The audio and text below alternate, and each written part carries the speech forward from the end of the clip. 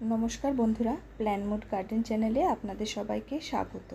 আশা করি আপনারা সবাই ভালো আছেন। আজকে আমি স্থলপদ্ম গাছ নিয়ে আপনাদের সাথে কিছু আলোচনা করতে এসেছি, যার মাধ্যমে আপনারা আপনাদের বাগানে স্থলপদ্ম গাছকে সুস্থ সবল সতেজ রাখতে পারবে। এপ্রিল মাসের গরমে স্থলপদ্ম গাছে ফুল আসছে না কেন এবং না এলে কী করবে, সেই সংক্রান্ত টিপসগুলো আমি আজ তোমাদেরকে বলবো। এপ্রিলে প্রচণ্ড গরমে স্থলপদ্ম গাছের সঠিক পরিচর্যা না করলে কিন্তু গাছে ফুল আসবে না। গাছের পাতা হলুদ হয়ে যাবে এবং ঝরে যাবে। গাছের পাতা দেখলেই বোঝা যায় যে গাছ কেমন আছে। এই ভিডিওতে আমি তোমাদের সবাইকে দেখাচ্ছি কিভাবে রোদ, জল এবং সার এবং কী পদ্ধতিতে প্রুনিং করলে গাছ সুস্থ থাকবে এবং গাছ থেকে ফুল পাবে। তাই ভিডিওটি কিন্তু স্কিপ না করে পুরো ভিডিওটা তোমরা দেখবে, তাহলে সম্পূর্ণ টিপস তোমরা পেয়ে যাবে। দেখতে পাচ্ছ বন্ধুরা, আমার বাগানে স্থলপদ্ম গাছে কিন্তু ফুল ফুটতে শুরু করে দিয়েছে, ধীরে ধীরে কুড়িয়েও আসছে। এটি আমার হলুদ স্থলপদ্ম। এই গাছেও কিন্তু ছোট ছোট কুড়ি এসছে, খুব শিগগিরই ফুল ফুটবে, তখন তোমাদেরকে আমি ফুলগুলোও দেখাতে পারবো। এখন যে ছবিটা দেখছো, এটা এর আগের লটে যে ফুল হয়ে এসেছিলো তারই ছবি আমি রেখে দিয়েছিলাম। তো দেখতে পাচ্ছ বন্ধুরা, আমি আমার গাছের পরিচর্যা কিভাবে করি। গাছের মাটি দেখে তোমরা নিশ্চয়ই বুঝতে পারছো যে জলটা কিভাবে দিতে হয়। গাছ কিন্তু ডুবডুবে জল দিলে গাছের পাতা হলুদ হয়ে ঝরে পড়ে যায়। গাছে পরিমাণ মতো জল দিতে হবে। গাছের গোড়া শুকিয়ে গেলে তারপরে জল দেবে। গরম বলে গাছে এক বালতি জল ঢেলে দিলাম, তাতে কিন্তু গাছের উপকার হয় না, ক্ষতি হয়। গাছের গোড়া ধীরে ধীরে পচতে শুরু করে, সেখান থেকে গাছে ফাঙ্গাসের আক্রান্ত হয়, গাছের ডাল পচে যায়, শুকিয়ে যায়। তোমরা হট করে বলো গাছ ঝিমিয়ে গেল কেন? এই কারণেই কিন্তু হয়। আর গাছের খাবারটা মাসে সঠিক পরিমাণে খাবার কিন্তু গাছে দিতে হবে। আমি প্রতি মাসে একবার করে জৈব মিশ্র খাবার গাছে দিই। সেখানে থাকে শিংকুচি, হাড়কুচি, নিমখোল, ডিমের খোসা গুঁড়ো, আর থাকে হলো বাদাম খোল। গরমকালে আমি খুব একটা সর্ষের খোল দিই না, বাদাম খোল এগুলো মিক্সড করে গাছের গোড়ায় দিতে হবে।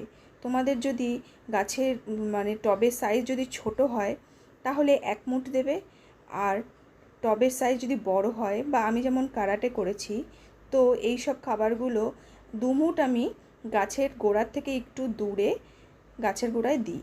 তারপরে তার উপর যে বিশেষ খাবারটি দিই সেটা হলো, আমার প্রতিটা গাছে আমি প্রতি মাসে একবার করে দিই, যেটা গাছের জন্য খুব উপকার। যদি তোমাদের কাছে কারো কাছে গোবরের ঘুঁটে কাউ ডাং যেটা হয় সেটা, বা ভার্মি কম্পোস্ট বা লিপস কম্পোস্ট যেটাই হোক, সেটাই খাবারটি দেওয়ার পরে তার উপর দিয়ে দেবে ঢাকা দিয়ে। তাতে কি হবে, এরপরে যখন জলটা পাবে গাছ, সেই খাবারটি ধীরে ধীরে পচতে শুরু করবে। আর এতে কিন্তু গাছের গোড়াটা ঠান্ডা থাকে। গরমকালে গাছের গোড়া ঠান্ডা রাখা খুব প্রয়োজন হলে গাছের যে গোড়া আছে সে তার উপর ভাগে তোমাদের শুকনো পাতা যদি থাকে সেগুলোও তোমরা দিয়ে দিতে পারো। দেখতেই পাচ্ছ আমি কিভাবে খাবারগুলো দিচ্ছি।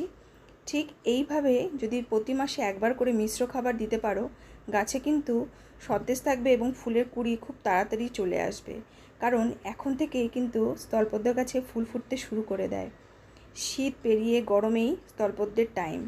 তারপরে যে তরল খাবারটি আমি দেই, খাবার বলতে পারো, এটা ম্যাজিক। যেমন ডাবের জল মানুষের শরীরের জন্য ম্যাজিকের মতো কাজ করে, ঠিক হিউমিক অ্যাসিডও গাছের জন্য ম্যাজিকের মতো কাজ করে। গাছের গোড়ার মাটির জলটি পেলে ঠান্ডা হয়ে যায়, খুবই উপকার। এই জলটি যদি তুমি মাসে অন্তত 1-2 বার গাছের গোড়া যদি দিতে পারো, বিশেষ করে গরমকালে, তাতে গাছ যেন নতুন প্রাণ ফিরে পায়, শিকড়গুলো ভালো থাকে, শিকড়ে কোনো রোগের আক্রমণ হয় না। আর এর সাথে গাছে নিম তেল তোমরা স্প্রে করবে। দেখতে পাচ্ছ গাছের পাতাগুলো দেখলেই বুঝতে পারছো যে কোনো পোকার আক্রমণ নেই। এইভাবে যদি তোমরা মাসে 2 বার গাছে নিম তেল স্প্রে করতে পারো, তাহলে খুব একটা পোকার আক্রমণ হয় না। আর যদিও বা কারো গাছে হয়ে যায়, সেক্ষেত্রে কাকা 1 লিটার জলে 1 ml, আমি কিন্তু এটাই দিই। আর দেখতে পারবে 1-2 পাতা গাছের হলুদ হয়েছে, সেটা কিন্তু স্বাভাবিক। পুরনো পাতা হলুদ হলে সেটা কোনো অস্বাভাবিক বিষয় না, কিন্তু যদি নতুন পাতা হলুদ হয়ে যায় তাহলে সাবধান। যাই হোক বন্ধুরা, আমি আমার এই ভিডিওর মাধ্যমে আমি কিভাবে আমার গাছগুলোকে যত্ন করি সেই সম্পর্কে তোমাদেরকে জানালাম। আমিও চাই যে তোমাদের বাগানেও গাছে ফুল আসুক, কুড়িতে ভরে উঠুক। শুধু নিজের গাছ না, অন্যের গাছেও ফুল ফুটলে দেখতে ভালো লাগে। তোমরা সবাই ভালো থেকো, আমার ভিডিওগুলি দেখো।